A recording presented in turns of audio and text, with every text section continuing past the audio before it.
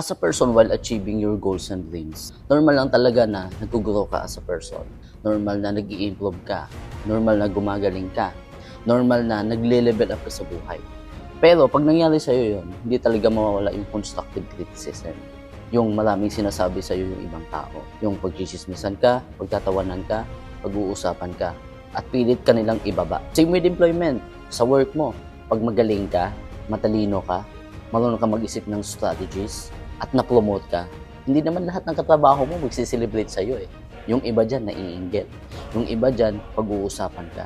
Yung iba dyan, kahit ano ang sasabihin sa'yo. Pag na-promote ka, mas lalo silang maiinggit sa'yo.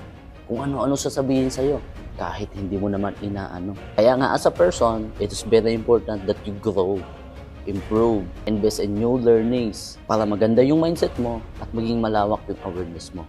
Kasi pag nangyari ulit sa'yo yon, sasabihin mo